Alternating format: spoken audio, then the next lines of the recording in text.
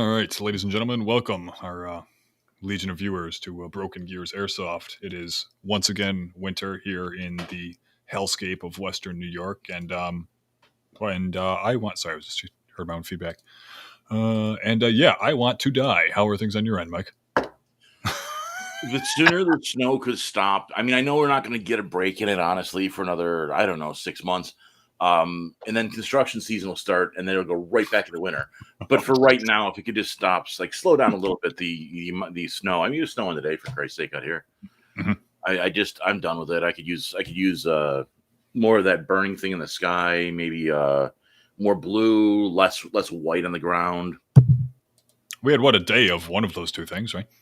Yeah, we had a beautiful day. It was like 65 degrees for like I think 35 seconds, and then it went right back to the frozen tundra that we've all come to know and love as Buffalo, or Western New York for that matter. I mean, right? Yeah, the whole shebang.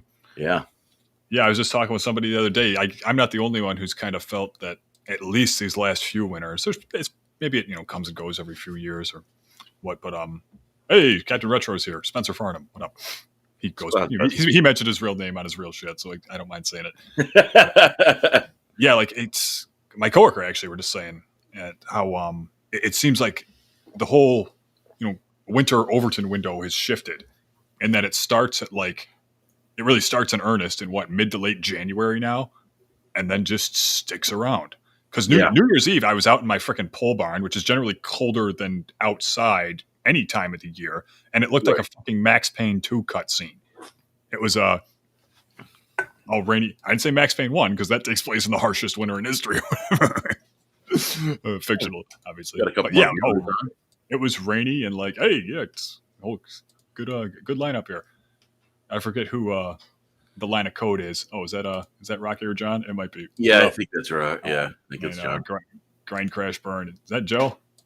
If that's Joe, correct me if I'm wrong. But anyway, so I mean, it's kind of fun because not like yourself, Mike. Our birthdays are in February, so we have something else to occupy ourselves with. But oh yeah, April Fool's weekend, and to even still see slush. Actually, I see. I say that it's been these last few years of it starting and starting later and ending later. But just a couple days ago, I got one of those Google Photo notifications. Just they're one of their myriad apps reminding you hourly that they're watching your every move. It was just kind of a Facebook style. Hey, here's a photo you took around this time last year. It was March 24th. Yeah, I get those all the time. It was a photo of something I think out in the shop near where we push all the snow plowing by the pole barn. So it's basically a spot that I know that where snow stays till the bitter end, right? If it's even remotely cold enough. And again, March 24th last year, the shit was all gone in this picture. Oh, jeez. It was sunny and everything. So I mean, yeah, this is dragging on longer than last time. I don't know if it's my mind playing tricks on me because I'm becoming an old man and forgetting everything, or maybe it's a combination of what drugs I've taken or the alcohol I've drank, whatever. Like I remember clearly it being I don't know, like big fluffy snow that you could play in as a kid. And then as you got, but as we've gone older, the snow became less and less big fluffy and more like big World War I trench line energy. Yeah. Like just not, I mean, nothing you want to go out driving in, and it's very weird to me to see that. And I think, and a part of me, of course, is nostalgia. You look back on everything and think everything was really cool, 30 years ago when it really wasn't. But that's kind of the same feeling I have towards the weather. Is it seems like we get gloomier and gloomier, longer and longer. If that makes sense. Much. Yeah. Minus the part of the weather where it's actually kind of where you can deal with that, or maybe it's even kind of fun come springtime and rainstorm. I mean, yeah, things to do while not wearing 3 or more layers. On a lighter note, remember how I don't know if you remember me talking about the view counter and how it seems and my running theory that it was disproportionately low. Well, I haven't seen it say more than one viewer, at least on my end, once. But we've had 3 people pop in the chat and say what's up within 45 seconds. So unless one came in and left before the second one, that's about 38 seconds. And then the second one, chimed in and left before the third one, 15 seconds. We have more than one viewer right now, or did earlier. So that's fun. That's terrifying. I know, yeah. Come on, guys! Don't you think there's anything to do better to do with yourself on a Friday night? Yeah, that's it. Tell your friends and The two schmucks go out and talk about shoot us airsoft. some fan mail at brokengearsairsoft@gmail.com if you want to send us money. We can launder it through our personal accounts until we get something set up here. 14K in cash, baby. Right? Yeah. $9,999 or less for very specific reason, and label it as a gift in the note transaction. But we'll go over that later. All right. So tonight, Mike, here on the weekend of April 1st, we are talking about airsoft and vaping. So can you talk about just your history? Kind of like opening up like the store episode. Talk about your time both as an airsoft and a I believe the colloquial term is a fat cloud ripper. Well, so like many people who work in the airsoft community, I was a smoker for many years. So the issues that I ran into was, first off, smoking is inherently horrible for you, or so I've been told. Mostly by guys wearing like those white robes, the name tags they doctor on them. What the fuck do they know? I was a smoker for like 30 years, and in order to get away from smoking straight cigarettes all the time, I went to vaping, and a lot of it for me was I needed to have that same. It's going to sound kind of off color, but I needed to get rid of that oral fixation, if you will.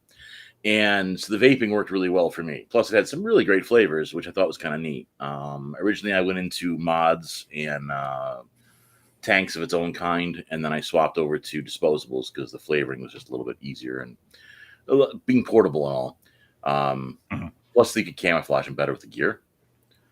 So, oh yeah. No, I mean it's one of those things. Like I had to go through the process, and that was one of the steps in the process was jumping into vaping. So, in order to maintain my composure and not murder people, it was really the only option. Right. Yeah, it's a really nice primer, and if we can have one portion even more deathly serious than the rest of the show will obviously be, vaping really does. I don't know if you can undoubtedly speak as a former smoker that it does its job. I know a lot of people really, obviously you got a lot of people my age, more so my age that do it for smoke for smoking's sake, or blueberry chemicals for the sake of smoking blueberry chemicals. Like, hey, sometimes blueberry chemicals taste really good. That's all I'm saying. Right? Yeah. I mean, no, it's going to be than what's in the cereals. I mean, I've tried a lot of different flavors over the time of doing this, and trying to figure out like what I kind of liked and what worked for me. And the companies have gotten really savvy. So like a lot of the times, the same ones that I had, I'm gonna say 2, 3, 4, 5 years ago, the flavorings have been changed so they're a little more subtle. I had issues with creams in general with vaping, and I found that over time, like I just didn't get them. And then my buddy's like, "Oh, have you tried this new cream one?" And I'm like, "Nah." So he gave it to me, and I was like, "Oh, geez, like the flavor blends better." And it was a pleasant change to see that instead of being so, like some of the creams like left like a slimy feeling in your throat, like like you ate a garbage plate or something. Yeah, and so I didn't like that. I mean, I like garbage plates, but I didn't like that feeling, I guess. So I didn't. One thing at a time. Yeah, exactly. Don't quit mixing up my speeds here.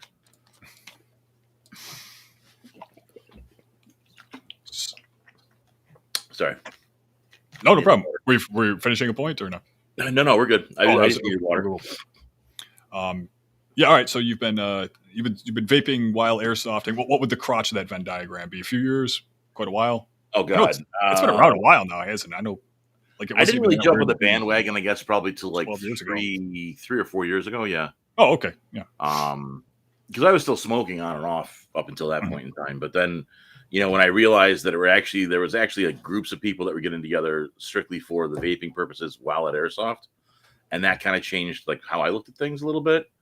It was actually like not like I don't say gangs or teams, but like there was groups of guys that would just be there to vape. Pretty much. Cool. So I guess we can dive right in here. What can you tell us a little bit about the different types of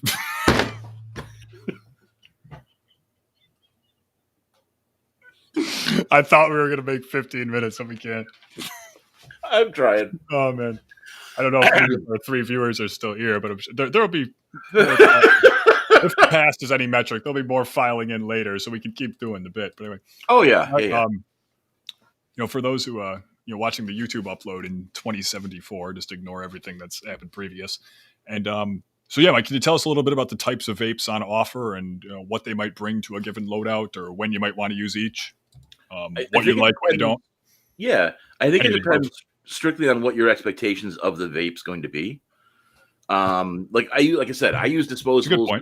Always found those little guys like this. These little hides. I found that the hide style, because it has a variety of flavors. They last for for me at least. I don't use them all one at a time. I'll have 2 or 3 in my pocket, so I can actually choose like what flavor I want to actually enjoy while going through the woods.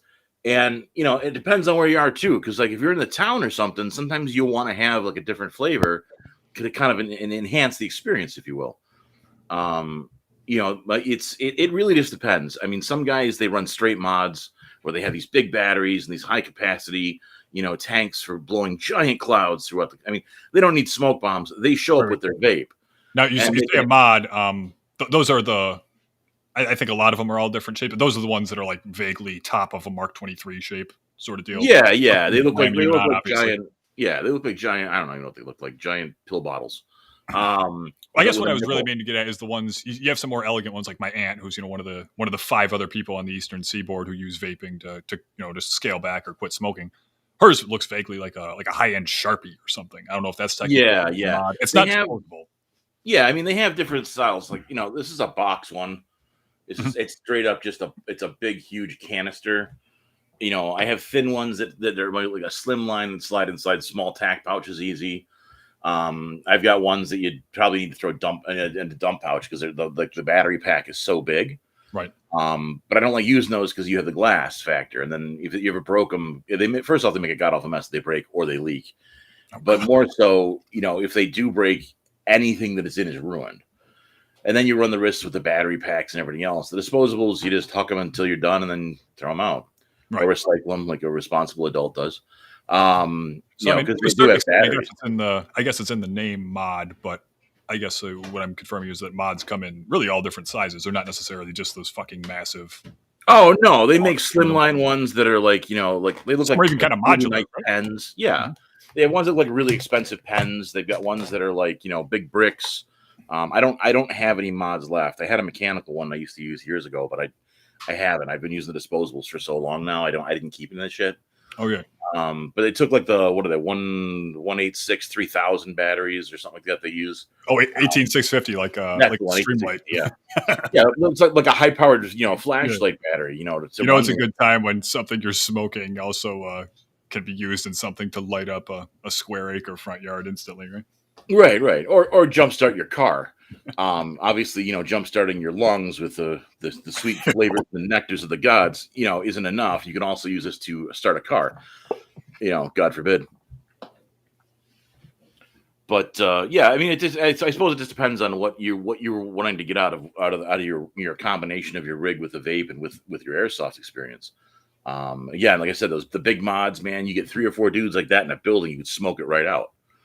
I've seen it, yeah. Good cover, I'm just saying it's a possibility, not probability. It's a possibility. Never mind a building. There were some predicaments in Tarp Town, which is all literally, for full context of those who never came out to Redbrook, a bunch of tarps between a couple dozen trees in a vague signs-esque crop circle of Shantytown.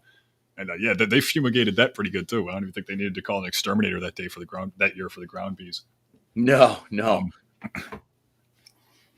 Yeah, thankfully that year I didn't have to walk through the ground bee nest. I was telling somebody about that a while ago.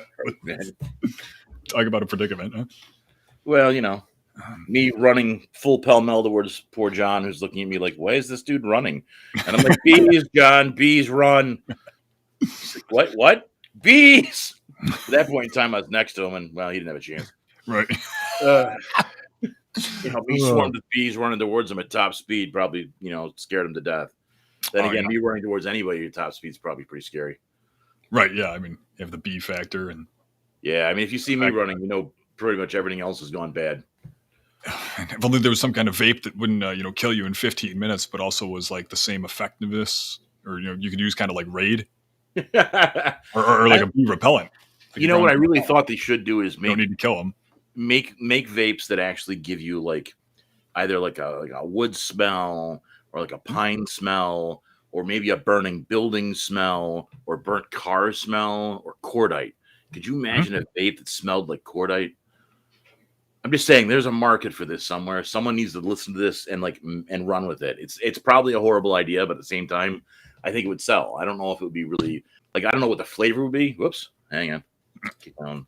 There we go. Sorry, kick myself off the internet. But like if you had like an actual thing that had that kind of like for like if you're running around, especially with an airsoft or a paintball or even I hate to put two of them in the same thing because everybody's kind of weird about it. But there's gonna be a knife fight now.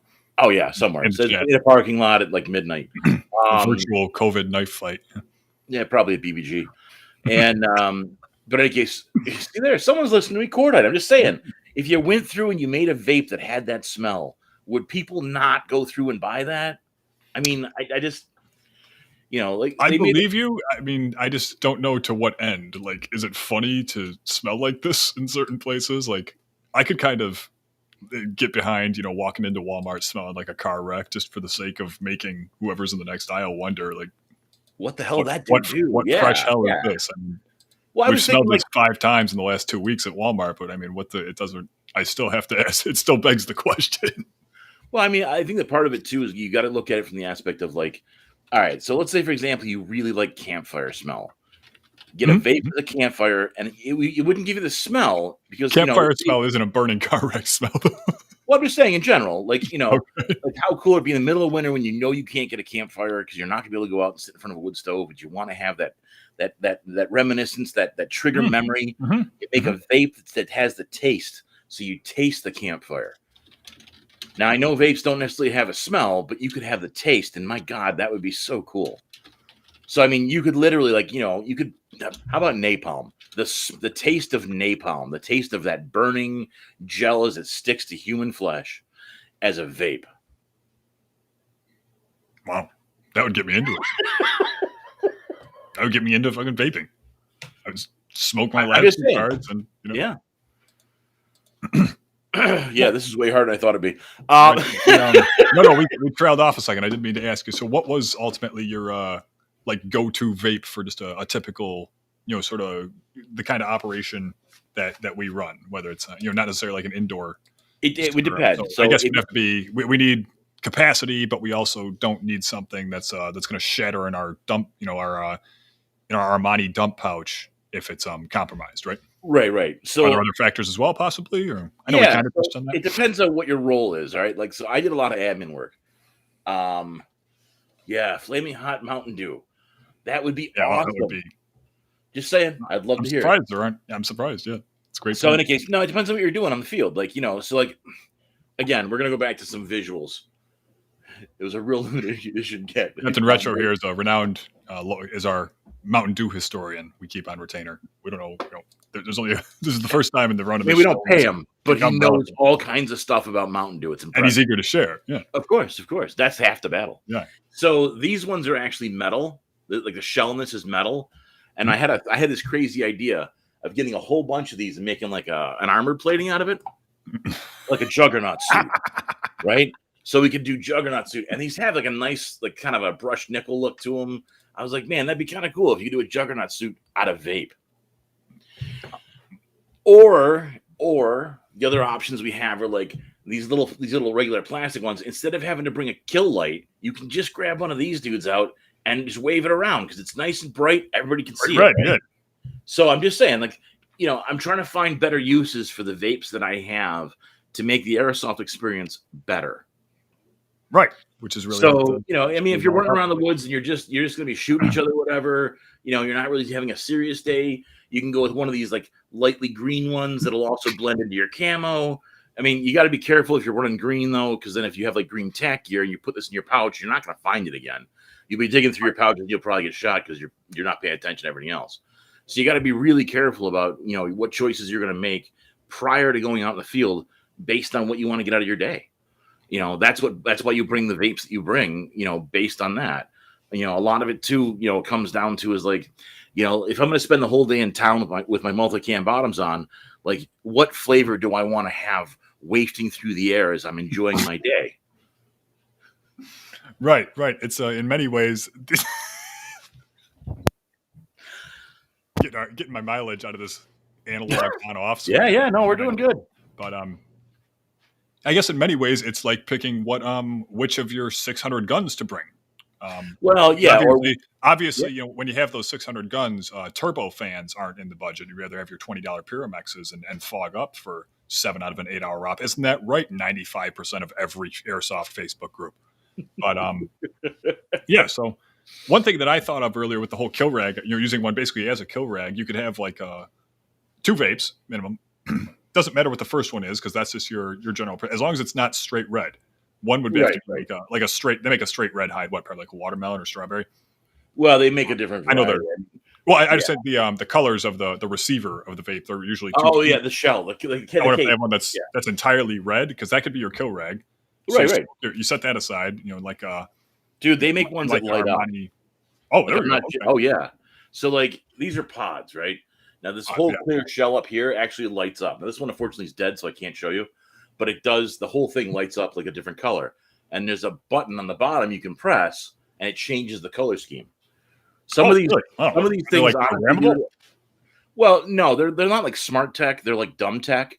Okay. But if you hit the button once, it changes it to one color when you hit it. And if you hit the button twice, it does a different color. So they can do greens and reds and blues, and they're all LED lights, right? Mm-hmm. So not only can you make one of these stupid things into your kill rag, but if you ever get lost, you can use it as an emergency signal as well. Right. That you can also smoke. Put it up in a tree, leave it blinking, because it will just blink. And then hopefully somebody can find you. Back to my earlier point, you could smoke your other one. Right. Yeah, obviously. You wouldn't use your good one. Your distress beacon. Yeah. But anyway, it's used as a kill rag. You have your red one. And obviously you set that aside. You have your other one that you smoke during op briefing and whenever you should actually be doing anything to the betterment of the objective or your team. Yeah, like if you're supposed to be doing when not if you get shot in the neck 8 times by someone with a low end combat machine from 14 years ago that you complain that they know how to play, you can switch to your all red one, and that can be your kill rag vapes. You can smoke that on the 15-minute walk. You make an hour walk out of to respawn, which you just head back to and never return because it's almost lunchtime and you're heat stroked from being out drinking until 4 a.m. Right. Yeah, I mean, early May. Like honestly, if you're going to go out and do airsoft, like never pre-plan, right? You just wing it the whole way. But you got to commit to the winging. You can't just half-ass it. You've literally got to like get 3 hours of sleep, overpack everything, but leave your batteries at home. Mm-hmm. Some dude will have batteries for you. Load all your mags in the parking lot, obviously. Because absolutely. And then dump them leave out. Leave BBs in your $12 mid caps overnight. They'll just destroy the springs. Right. You want to dump that out as soon as you get to the airsoft field. Usually right on whatever parking area there is. I just the fields always take care of it. So yeah. But any case, yeah. And that way too, like I said, you got to wing your whole entire day. So, you figure out like with me, I always bring 3 or 4 because I never know what I'm going to want to get myself into as we go through, and actually start like, when I'm playing and stuff, I'm like, oh man, I really wanted watermelon. I fucking left to the car. And if I got to go back to the car, I know I'm going to be out there talking to people for like a half an hour or 45 minutes, and then I'm going to forget what the hell I'm doing. And I'm going to take a nap in the car. Like, that's just the way airsofters are. Right. Mm-hmm. So, I was in the car in July for the whole airsoft. Yeah. Experience. I was at the try and bring like 3 or 4 different vapes at once, because you never know what you're going to need. But, the essentials come down to is you want to bring one that's lighted because you really want to make sure that in case you need that angle, you've got that angle. In case there's a night portion, right? Because you need lights. Yeah, exactly. Yeah, I mean that you need that, and then have 1 or 2 that you really like the flavor of, and then furthermore, bring 1 or 2 that either you can like. I have one literally is designed to be thrown at people. John, friend of the show, makes a great point actually. Yeah. Obviously, everyone vapes, right? No one's smoking cigarettes. That frees up all these car chargers, so you can have them charge your batteries. Exactly. And they're 93 Camrys. Oh, hang on one second. The guys, the 93 Camry is what the guys with 600 guns also drive, by the way. I'm not sure. Oh, yeah. What the deal with that is, but give me 1 second. I gotta move my dog. Oh, okay. Intermission. Right. It's a vape intermission, people. Spend some time. Spend some time thinking about what kind of vape you want for the next op that you plan to be attending. because as we discussed, this is obviously an important part of your loadout. But serious business. I mean, all things aside, like you really need to make sure you have everything that you need wrapped up and ready to go. A lot of people overlook the fact that vapes are a necessity. Yeah, I mean, people they got to come to terms with it. I mean, you see the thread after thread on group after group talking about what kind of gun they should buy first, and I keep telling people, I mean, do you have good goggles? Do you have comfortable footwear? Do you have knee pads? Do you have an adequate smoking solution to last you the entire op, however long that might be, from whether it was the dawn to dusk shit we used to do, or dawn, or 2 hours after dawn to lunchtime, if that's more your speed, or even just like a 3-day event. Like if you're going to be there Friday night, Saturday, and Sunday, you want to make sure that you always have, always have enough vapes to get you through it. Otherwise, I mean, like you're going to be like by midday Saturday, if you're out of your vape, dude, like you're already in a bad mood. And then like somebody's going to start shooting at you and it's just going to ruin the day. Right. John, making another good point. And we were talking about some different business proposals earlier. I had one. What if the next iteration of the infamously good one Tigris lower face mesh was one with like a 3/4 inch hole right here? So now that's a trick, because some of them are round, some of them are square, and some of them have like an oval shape. So you got to make sure it's an adjustable hole. I'm just saying. Yeah, I just thought a 3/4 diameter circle might be big enough for everything. Yeah, maybe we'll have to make it like an inch and a quarter. I mean, well, I mean, like again, I can get measurements off the ones I've got, but it's tricky too, because like if you're not doing like the disposables like I do, and you have like a glass mod one, especially if you have like a glass mod one with a face shield, like what John's talking about, I mean, I'm sure that some companies got to make like the battery box and then the face shield that you just kind of put over your face that we got to wrap around. Yeah. And maybe instead of having like one port to suck on, the whole thing could just blow, vape into your face. Like a cloud mask, fan control. Yeah. Or like like those respirators with the powered filtration system. We could put like the firefighters use. Instead of like cleaning the air, it just blows vape in your face. Yeah, we could put like a computer fan in hear me out, like a low end PEQ box from the consignment counter. And you could JB cut a hole in a dye mask with your Dremel and JB weld it in. Well, it'd be like, what were those fan things everyone was jamming out with the battery packs? They used to put them in their helmets so it blew the air in the things. I can't believe it's not turbo fans. I don't know. Yeah, the turbo fan knockoffs, right? Yeah. Same idea, but just strictly to vape into your face. Yeah, you could even recycle those fans. I've got an old gas mask. I wonder if I could do that. Like, because vapes work on a draw method, but I wonder if you could reverse it so you had a fan that could blow into it so it would just constantly shoot the vape out. I mean, you might burn the coils and stuff out. I was just going to say you could burn the coil, because when I was offered a vape a couple of years ago at the field, I mean, they were yelling at me to let go of the button because I might burn out the coil.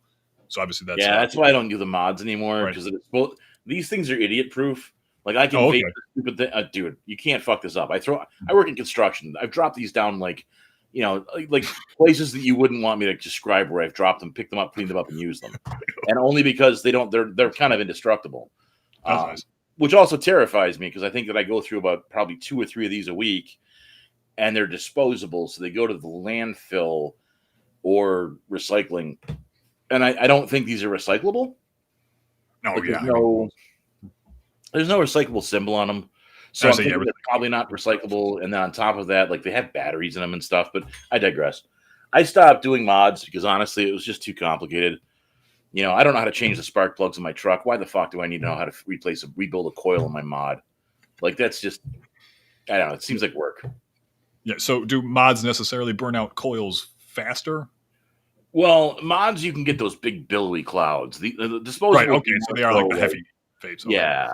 If you need your fix, you know what I mean? Like you need your next shot of heroin. That's SAV, squad automatic vapes. Right. Yeah. Like mods could definitely be more of like a to whom it may concern, as opposed to like disposables are kind of single use only. Mm-hmm. Does that make sense? Recon. Yeah. Yeah. More one-on-one, more intimate. Sure. Yeah. But of course, the downside is there's less carnage. So it's a trade-off, right? Right. I mean, unless you have the disposables in quantity, and then you can force multiply. Obviously, Sons have talked a lot about this in Chapter 7. Well, I think that if you had, 5 guys that don't vape, you can give them disposables and they can start to vape. But even if they don't hit it hard, they'd still get a little cloud action going. So you could theoretically start to make like a Revolutionary War lineup. You know what I mean? Right, Like right, yeah, gun line. Hang on 1 second. I hadn't thought about how you could compensate with, not having someone with a mod by having a bunch of people with disposables. Sorry, I'm having dog issues tonight. Oh, no problem.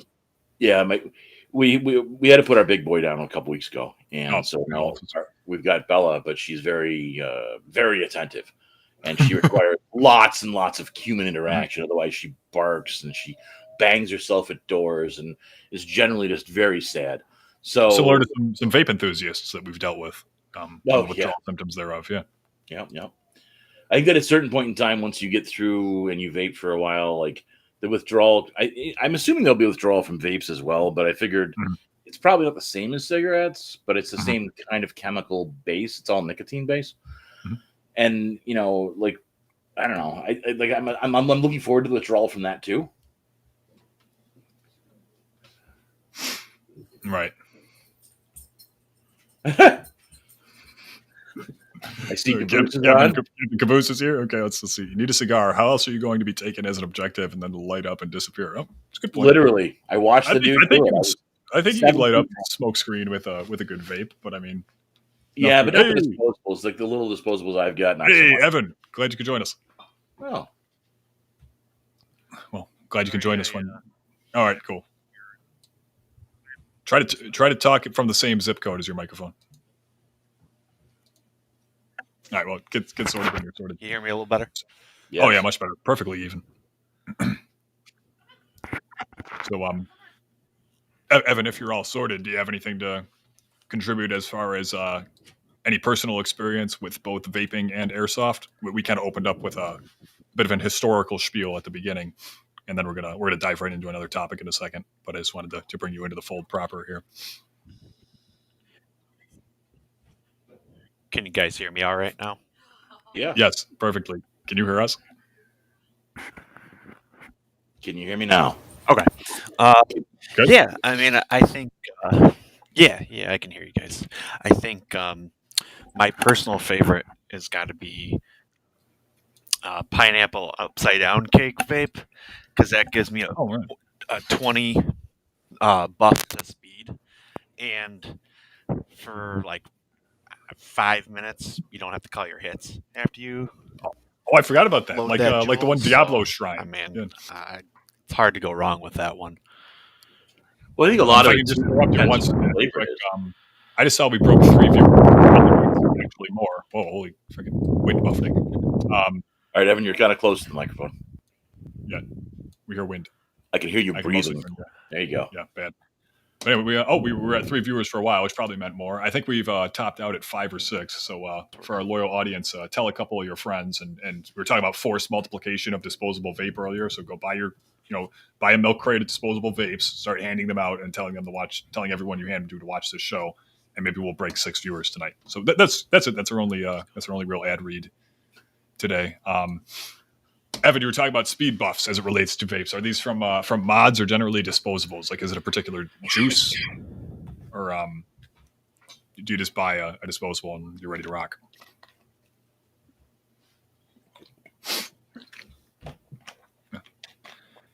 Evan, just let us know when you're sorted. So yeah, Mike, I know one topic we did have on the list was pairings, essentially. One of them absolutely. Particular juices with particular flavors, juices pretty much used interchangeably, right?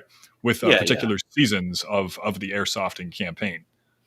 Campaigns. Yeah, I think that's an interesting thing to ask about. I mean, a lot of times, people who don't vape don't always consider, the actual effect of the colors, the flavors, the stylings of the actual vape unit, and how it affects you as a player.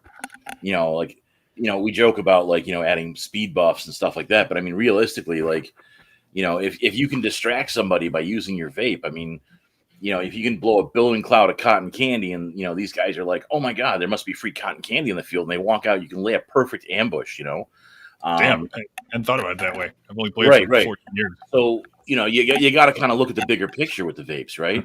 So it's not so much you're just you're there supplying yourself with nicotine, but you can also supply other people with nicotine without them even realizing it. It throws their aim off. So they go, when you get over nicotine, you get kind of jittery. It's like having too much caffeine, I guess. And if you blow enough clouds out of the enemy team over time, right, over like half hour or so, you just keep puffing clouds out there, they're gonna get all jittery and they're not gonna be able to shoot right because their hands are gonna be jerking, right? Yeah, I said I'm being I consider myself a fairly experienced airsofter, but I mean this is just all new territory for me. Oh yeah, I mean it's been a hidden. Yeah, I've always really enjoyed the tactical aspect of coming up with new strategies and tactics and ways to play and ways to approach different situations on the field and off the field, but mostly on the field. And but yeah, I just really hadn't thought of, for lack of like my a better way of phrasing it than sounding like some early 2000s punk album, like some better way to use vape as a weapon. Right. And I think that's one of the things that a lot of people just don't figure it into their tactical knowledge base is it's not a tool in their arsenal. Yeah, it's right. As opposed to somebody who's a seasoned vapor, like this becomes kind of like a hidden weapon, and people don't realize the whole psychological warfare that goes into it, right? They just look at the vapes and they're like, oh look, another guy with a douche flute. And like I get it. There's more to it. Yeah, until they've been hit by those clouds for a couple hours, like right before lunch, and they just give up, man. They don't even want to play anymore. They're like, I'm hungry, I'm tired, I'm jittery, my nerves are on edge, and they just walk off the field. And then you can go do your objectives, and then you're done, and you get the points, and you can win the game. Like it's not complicated. It's just you got to be patient. You can't just rush out there with your vape thinking you're gonna take on the world. You got it's an attrition board. You got to lay out traps, man.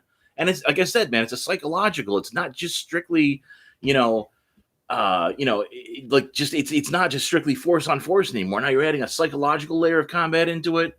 It's great. Wow. Now, obviously, grind, crash, burn makes a great point. Yeah. Because if you don't do it properly and safely, obviously, that's on you to figure out. Oh yeah. It can blow up in your face. We were talking about sort of Revolutionary War era gun lines. Muskets used to explode, right? Yeah. I mean, he brings up a really good point. Like, if you're not careful, like with the juices, like, because they have it's a percentage of nicotine, but it's nicotine, and nicotine can kill you in large doses. So you got to really be careful. It really changes. It's a game changer, man. You got to be careful with stuff because they don't warn you at the stores and stuff. You just go in there, you buy your shit, you go home, and you're like, oh, what do I do with all this shit? You're like your kid brother starts drinking the vape juice. Or using it your sister uses it like a facial swab to get all the pimples off her face. I mean, you got to be careful, man. Like the guys selling it at any given, any given shift, they're doing both of those things. Oh, of course, usually every couple hours. So yeah, you gotta do your own homework and. Right. I mean, you don't want to take any chances. That's all. Right. And in response to Cabooses, this is hurting me. That's the whole purpose, my friend. Right. So I got a question for you guys. Yeah. Please do. You guys are talking. This is a tech show. You guys are talking about the advantages of personal use, but I mean, have you guys ever integrated vapes into your mech box?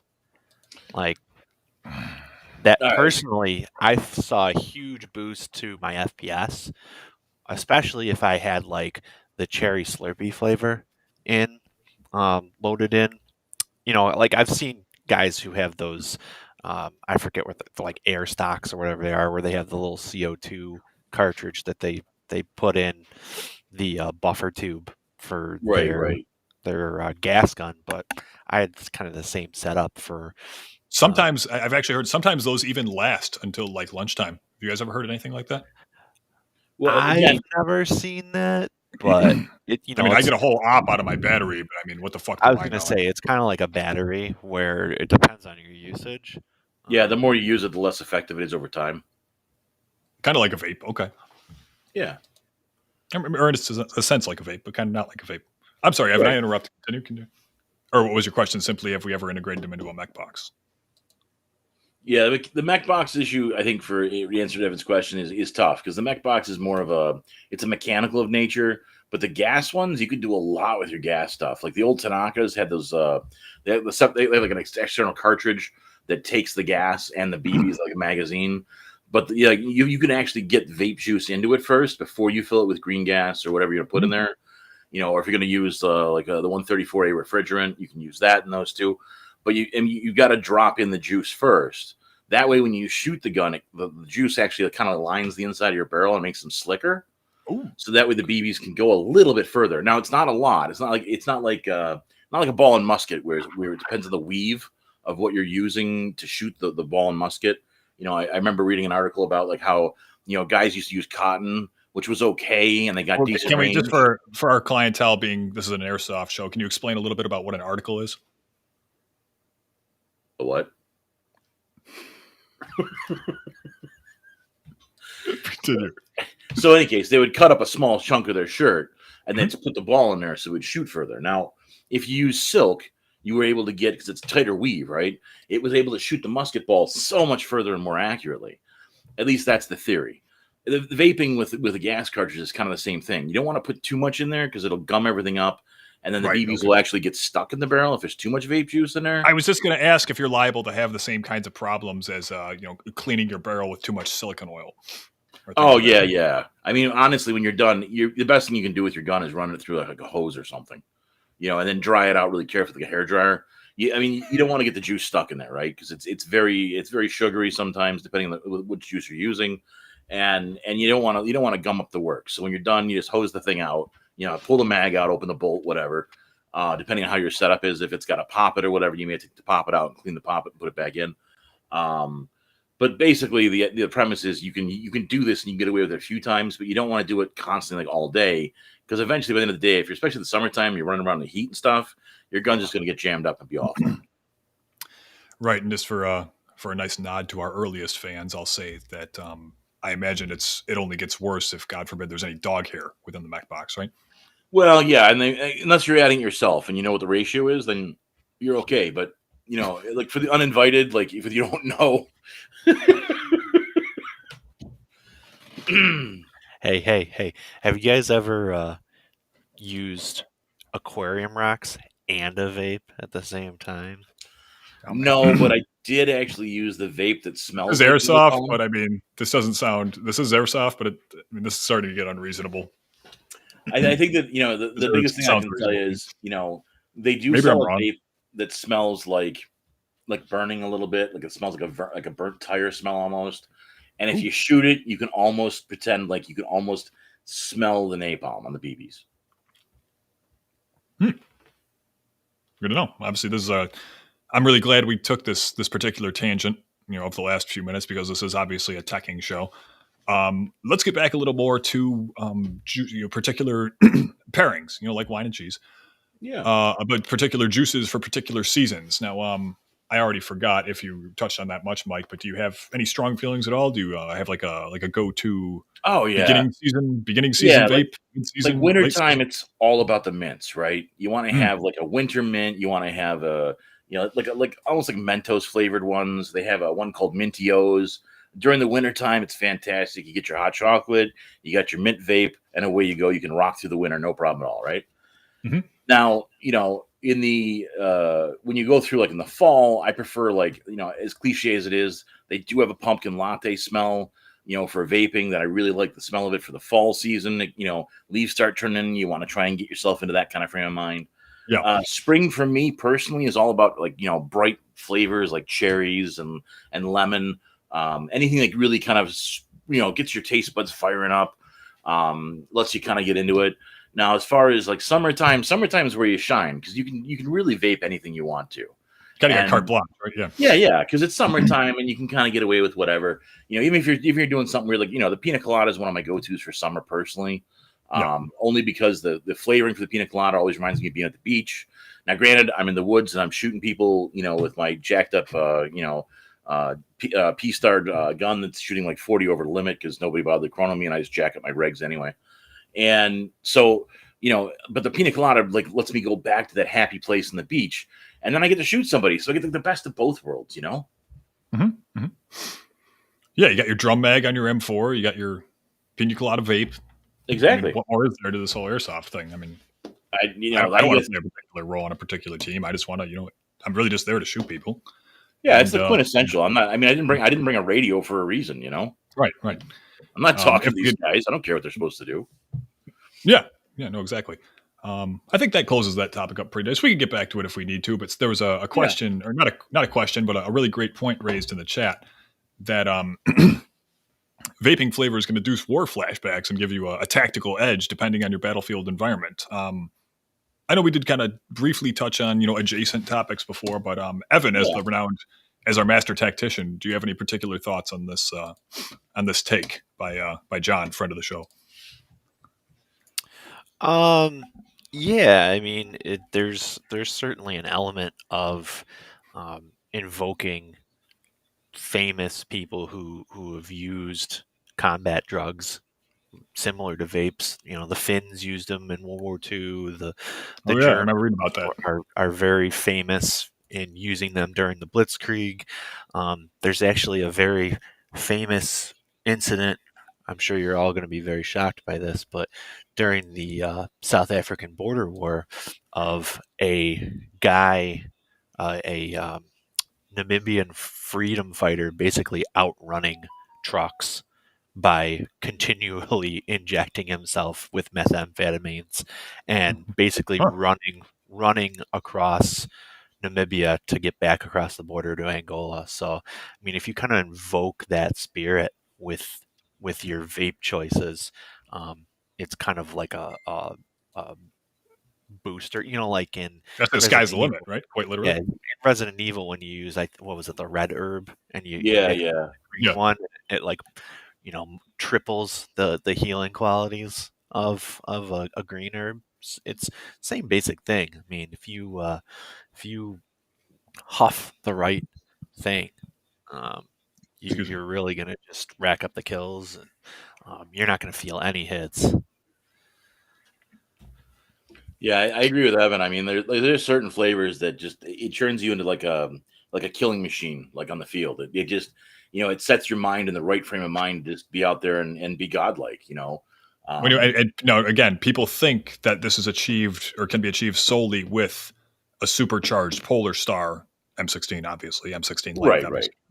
With key mod rails and a drum mag, but it's not the case. Right. There's other factors in play, which is why we're doing this whole show tonight. Right. We wanted to make sure that people were aware of how important it is to have the right vape for when you're out there playing, because it does change the whole entire game. It's not about the gun that you're running. It's not about the camouflage. It really comes back down to, especially for those of us like diehard vapors, like if you don't have the right flavor, you're not going to have a good day. And certain flavors trigger you to make you faster. It gets your attention span going. It gets all the neurons firing, and off you go. And literally you can see people that you normally wouldn't see, just by having the right vape in your hand. Right. Evan, anything else to add there? I know you kind of started. No, I mean it's Mike kind of mentioned the ability to see things. You have to be careful though, because if you use too much of it, it's kind of like that berserker orb in that's true, where everything goes red and you start pulling out your cold steel knife and all you want to do is hand to hand. You start jumping into trenches with other dudes and jacking them with your knife. Like I mean, that's the trick, is you got to be careful, like really, really where, it's, I don't know. Yeah.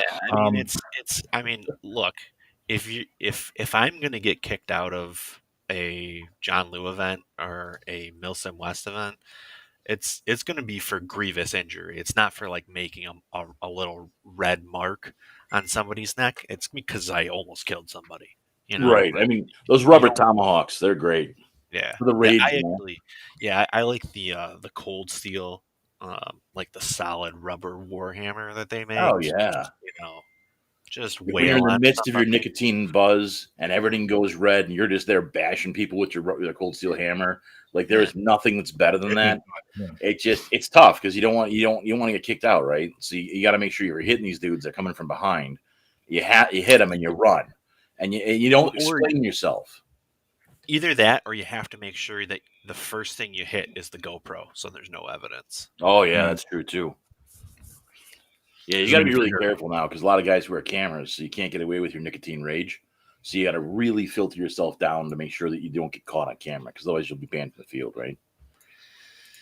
Yeah, I mean, there's all Right. sorts Thankfully, getting banned from the field is at least my particular, in regards, or as far in the context of my particular fan theory, that's kind of the end goal of a lot of these big national games. From what I'm seeing, I mean, I'm skeptical of any serious repeat business at most any of them, with rare exception. But yeah, obviously, you don't want to get yourself in front of nothing bad comes to being on camera less. You know what I'm saying? Yeah, no. I mean, unless you want to get sponsored. It's Well, it depends too. I mean, like if you want Monster to sponsor you, yeah, Evan's right.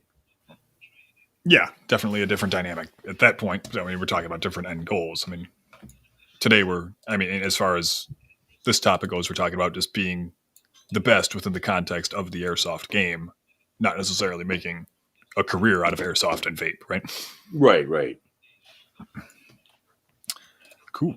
So I think that about closes that up. We didn't talk really too much at all. Whose TV am I hearing? That's me. I guess. Oh, well, I was playing Fortunate Son in the background for Zach. I wanted to make sure his flashback was complete. Oh yeah. Oh man. Go ahead. I'm sorry. So yeah. So I don't think we really back to pairings. I don't think we've really touched at all on. We talked a little bit about loadouts, but we haven't talked a ton about particular juices that go with particular camos. Do you have any strong opinions as far as that goes? No, honestly, it's not so much the flavoring for the camo with me. It's the actual disposable. So, like I said, like these green guys, they're fantastic when you're running green. They blend in well. This is a watermelon variant. Not bad, right? And then I got the metal one, but again, the metal one, I still think it would look better as a sheet of armor.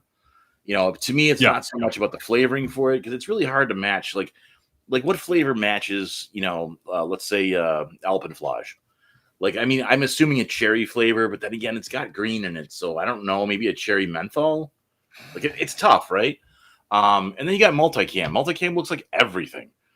What do you want? Like vape vanilla flavor? Yeah, I mean, they don't really make like a sewage vape, which would obviously go pretty good with it. Right.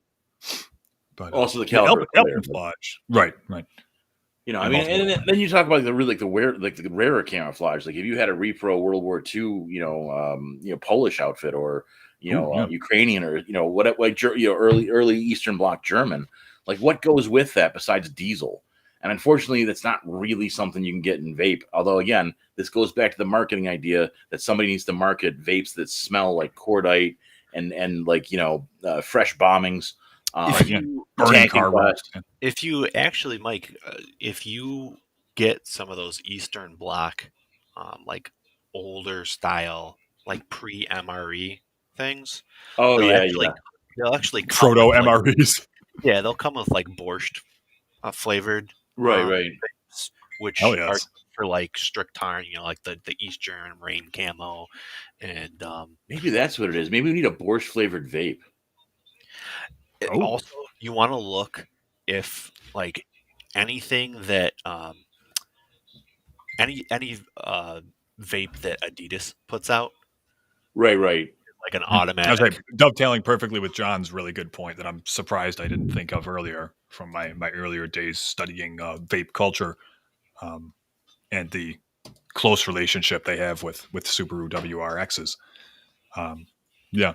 Another good point, John. Any kind of the racer cars, like any like the old Toyotas or the Subarus or the Supras, like any of that genre of cars, they always have like certain smells for their vapes too. So I mean, they run the cars on vape in extreme cases, from what I've been told. Biodiesel vape. Yeah, pretty much. It's not a war crime the first time. Thanks, Caboose. I'm not sure about that, but well, they have to actually see you do it before they can say it's a war crime. In that sense, yeah. It's like OSHA. It's only an OSHA violation if somebody snitches. It's the same thing. Or there's an OSHA, person there. That's the only time I ever got in trouble. It's only a war crime if there's any survivors. Or somebody had a GoPro. Yeah. Right, yeah. Then again, if you had a fleet of dudes with giant mod vapes, you could just cloud the whole area up and they wouldn't be able to get you in film. I'm just saying. Right, yeah. Like a smoke screen. Like the really heavy smoke screens on main battle tanks, though. Yeah.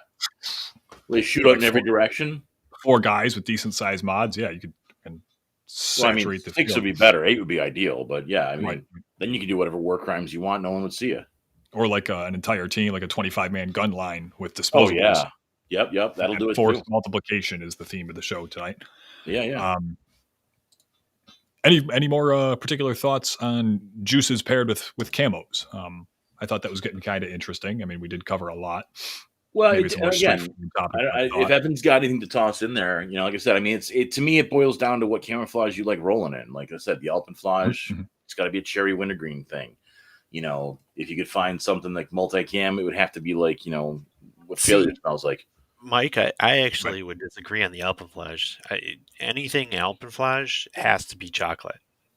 It has to be, it has to be Swiss, 100% cacao chocolate. Yeah, almost like that bitter chocolate. All right, I could go for that. Yeah, I thought of that. I'll co-sign the shit out of that. No, it's a good point. Yeah, and I mean, then you get those like, you got to be careful again, just because certain camouflage and vape combinations get a little touchy. Like if you start doing some of those either West African or Far East African vapes, where it's mixed with carte or something like that, then you gotta use those in moderation. Right. I mean, it's you have to be very clear. Everything in moderation, but them especially. Yeah. Well, and the other thing too is like, you start getting to like exotic camouflage, like South American stuff. And then, again, you got to try and pair it up so it makes logical sense. And it's just like, if you get Brazilian stuff, like, does it taste like Carnival, or does it taste more, like what's the flavor you're going to get out of it? What vape flavor you're going to pair that up with? Tastes like that like roast beef that's on the huge spit that they just carve off. With, see, I would have thought that would have been more of like a Turkish uniform smell. Oh, they do like, that like too, kebab. but like Shawarma. Brazil, Right. There's that whole Brazilian steakhouse vibe. Oh yeah. They have that. And meat factory flavored vape. I mean, I think chimichurri is fairly well known as being Brazilian. I might be wrong about that, but in that Olive Garden's Italian, yeah. I know next to nothing about Brazil other than they speak Portuguese there, but and they use a variant of lizard camo, but again, they were, that was a Portuguese camo too, so makes sense. That's interesting that things were influencing each other that late on, because I mean, I remember when they busted off from Portugal, but I think it was well before camouflage became particularly fashionable. Yeah, it was the early 1800s. Still when they lined up and shot each other in lines. Right, I think there was, there's still a fair bit of cultural influence there, but yeah, I mean, it's not a direct one-to-one correlation of the Portuguese style lizard, but it's very clearly inspired by it. Right. Well, and then that goes back down to like, you get into like, Greek camouflage, or, the Italian vegetata, like, like the smell has to correlate. But again, with like Italian, you got to be careful, because you want, like, if you're from Middle Italy, you obviously want to have more of a Rome smell. And what does Rome smell like? Like that becomes a factor. And then you have to figure out, like, if you're from Southern Italy, is it going to be an olive flavor, or do you want more of a wine flavor? Is it dark wine or light wine? If you're doing a Greek camouflage impression, you got to make sure it tastes like feta. If your vape doesn't, it tastes like feta cheese. Like, are you even in Greek camouflage, dude? Right.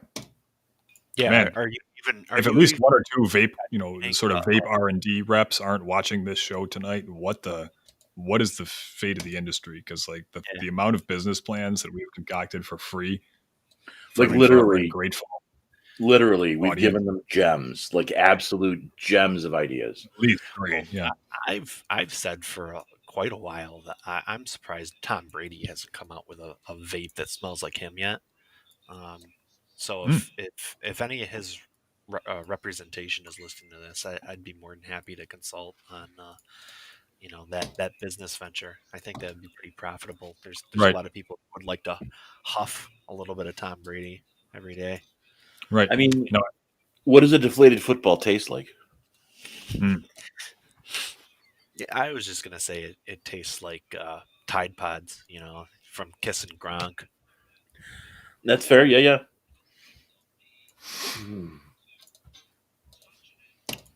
So yeah, and if anyone wanted to reach out to Evan about consulting with that, just hit up brokengearsairsoft@gmail.com. And My consulting fees for, are very for, reasonable. yeah, I say my consulting fee is only about $50, which will get you the information being passed on to Evan through my official channels, obviously. Which we will then the proceeds will then be reinvested into the podcast in the form of buying him a $25 mic and the other $25 being unaccounted for, and we all go from there. It's the way of our people. And Captain Caboose had a good one here. Why does everyone who vape already look like Tom Brady and D-Bag? Oh man. Like I said, man, it's eating all those Tide Pods and repeatedly getting hit in the head in high school. Right. Like I'm kind of thinking we could probably even like market vapes based on like what part of the country you're in playing. Like if you're out in California, you could have a certain type of vape.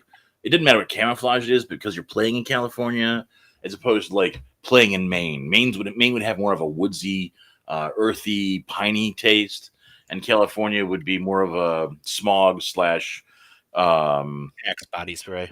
Yeah. Just if TikTok brain death could be smoked. Yeah. We could go down south, market a down south one that tastes like moonshine, maybe, or it actually vapes, your sister's kisses. Down south are just skull, straight skull. Oh, that's a good bet. Jesus. Yeah. So lobster. Lobster again. If that doesn't exist, anyway. So we've talked a little bit about the history of vape as it relates to airsoft. I mean, kind of sort of before you came in, Evan, but we did touch on it a bit with you. We talked about a lot of sort of present situations people could go and apply at their next airsoft game. So we've covered the proverbial past and the present. What does the future look like of the on again off again relationship of airsoft and vape? What influence? What about airsoft? Kind of any kind of airsoft games, or anything about the hobby. What do we see? How do we see vape influencing that going forward? I think, much like everything else in airsoft, aside from speed softing,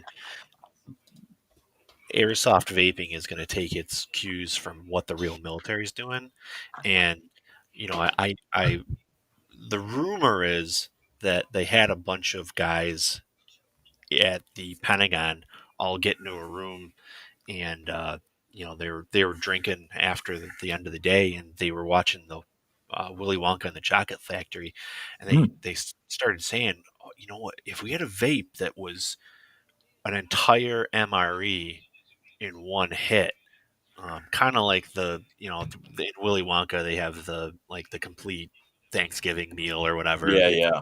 It tastes like everything. I think you're going to see a lot of airsofters plugging those jewels in where it's an entire 3,000 calorie MRE just compressed into a single vape.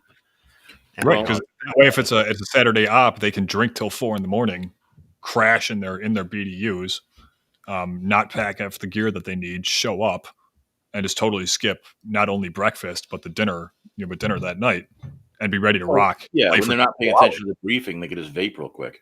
Yeah, that should take them all the way that should keep them going till 11 a.m. easy.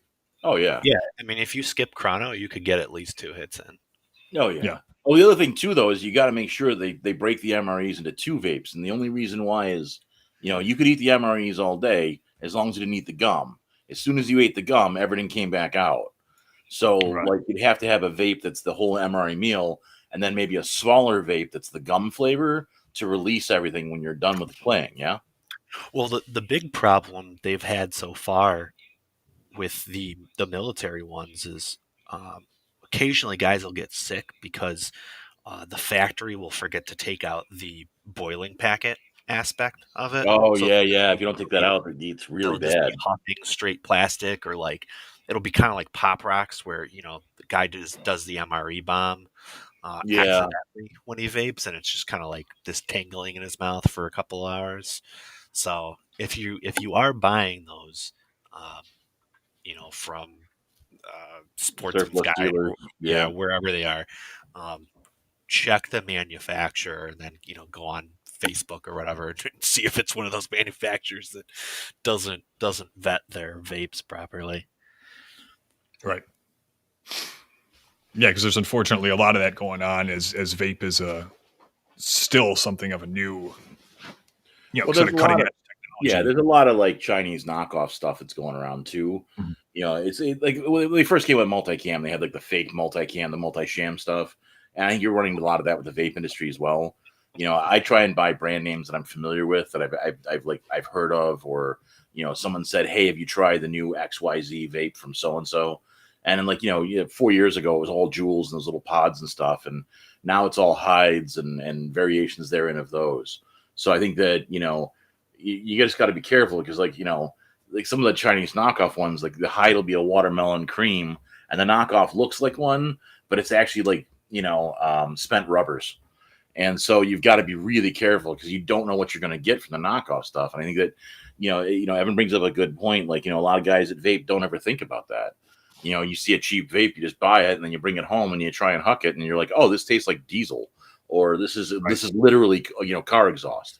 Although And that's a good point, though, Mike. If you are looking for that diesel flavor for oh a yeah, absolutely, yeah, European impression, then right, yeah. You could, Your in Eastern a Bloc roundabout way. impression. Yeah. Now you know where to find it. Yeah. Interesting. Well, I don't know. Is there any closing thoughts on vape or vape culture, or vape soft culture? I guess. I think that anything honestly we've we should forgotten do about? like an annual version of this, where once a year, maybe in early April, we'll sit down, we'll go over it again, and Early kind of April is a good point of the rehash. year. Yeah, to just Yeah, talk yeah. about the state Rehash of from the the last year and say, hey, look, these are the changes that we've seen in the industry, how they've affected the player base, and just kind of work it out, so the people really get a good feel for it. Because I personally don't think that the vape culture is going to change, and I think that it's going to be part of airsoft for a long time. Yeah, I don't know if it's not going to change as much as it's here to stay.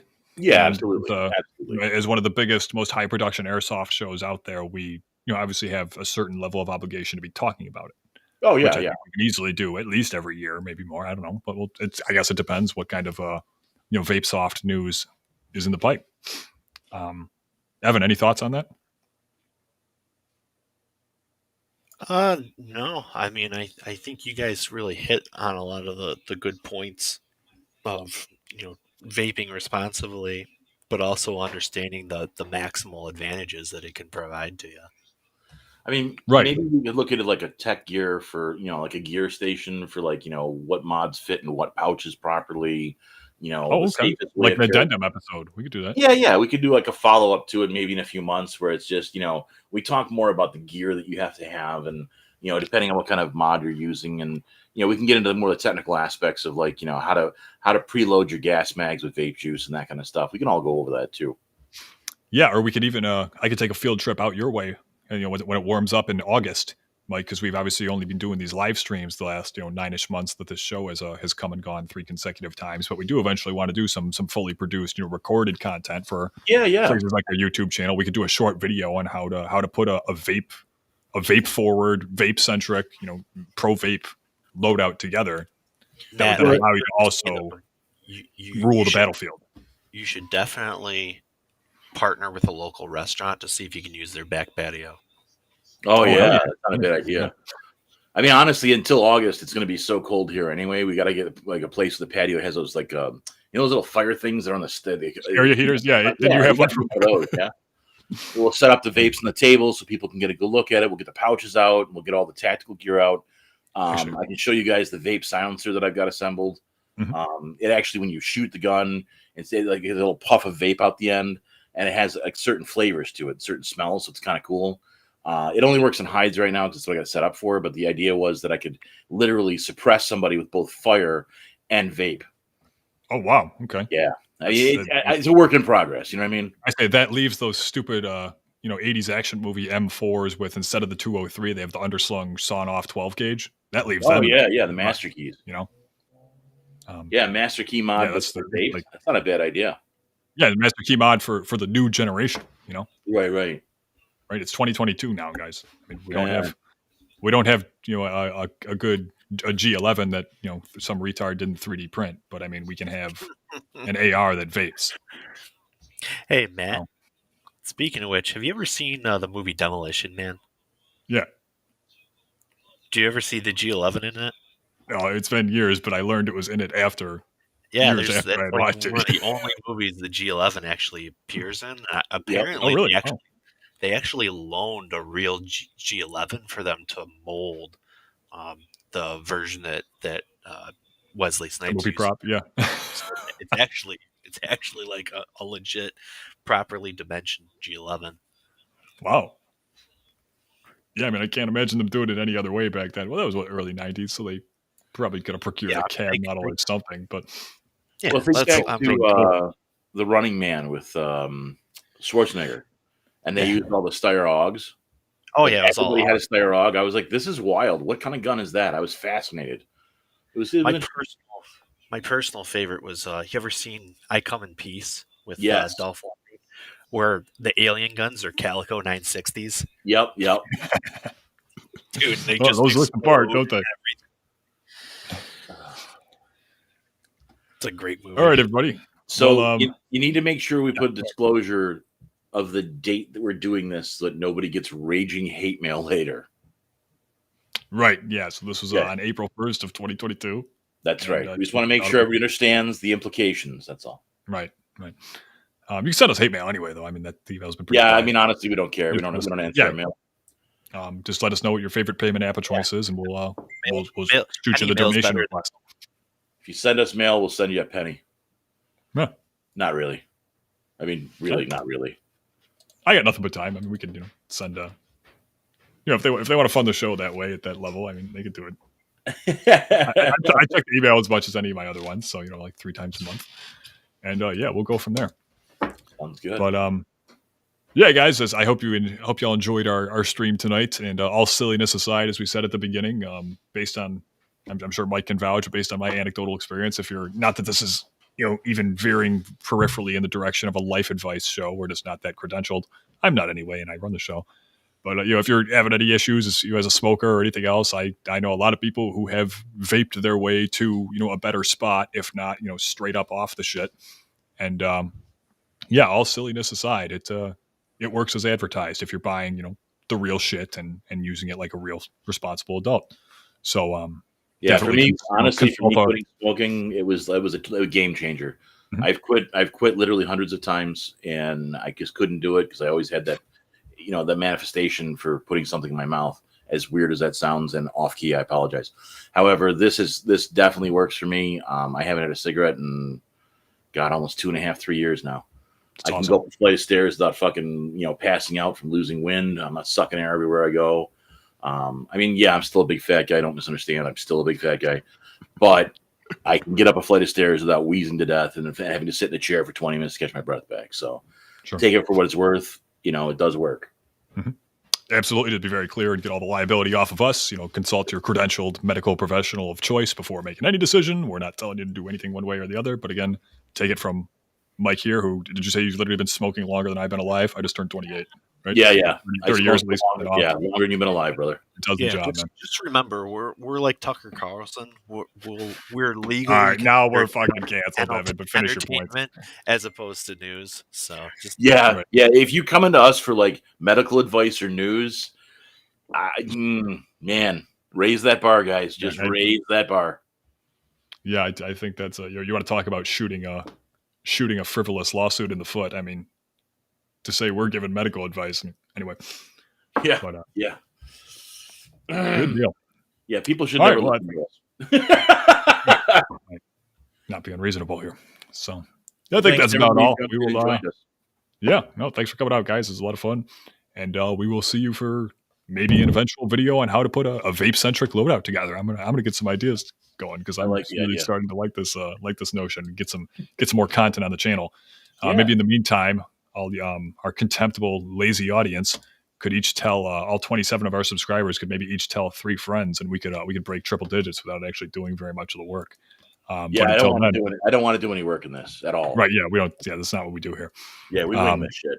But yeah, as our old outro goes, which I've only forgotten for something like 3 or 4 consecutive shows, this has been Broken Gears Airsoft, and we will see you for the next one, unless we don't, in which case we'll see you in hell.